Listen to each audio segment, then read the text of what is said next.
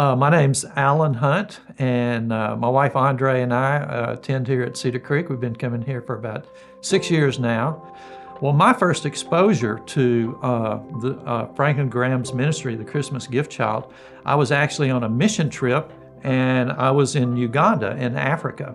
And right in Central Africa, on the shores of Lake Victoria in Uganda, is this town named Jinja. We were working with a small church there, and Pastor David told us that he had gotten a whole bunch of these shoeboxes, and he wanted to take them to a special place where he was helping care for some orphans and vulnerable children. And Lingira Island has about 2,000 people that live there. It's been decimated by AIDS, HIV/AIDS, wiped out an entire generation. And what you have left is a lot of grandmothers, in many cases, taking care of their grandchildren because the parents are no longer around.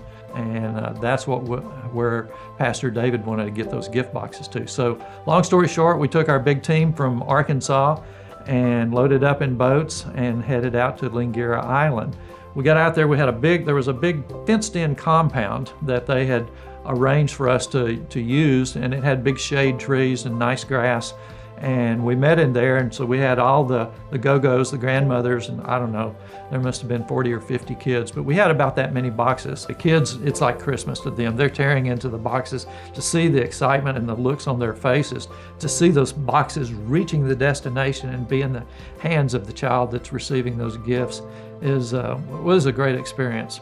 But the whole time we're sitting there, our heart's breaking because we look just on the other side of the fence, and this is a hurricane fence, and there's these little fingers sticking through the fence, and there's another 40 or 50 kids looking in to all of this great thing that's happening with all these children receiving gifts, and they're being left out. It must have been like looking in to Disneyland and not being able to get through the gate.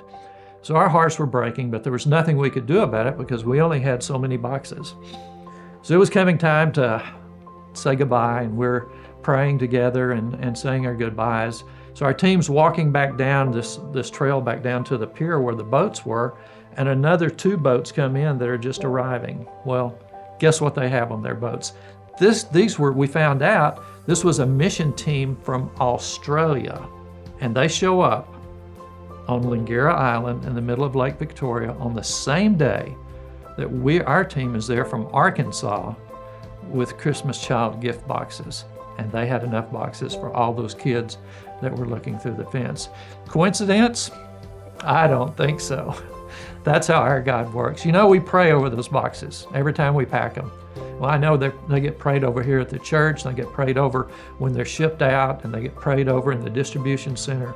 Well, those prayers, God answers those prayers. He made sure that those kids that were being left out were not left out that day. And that's my story of the Christmas gift box in Uganda.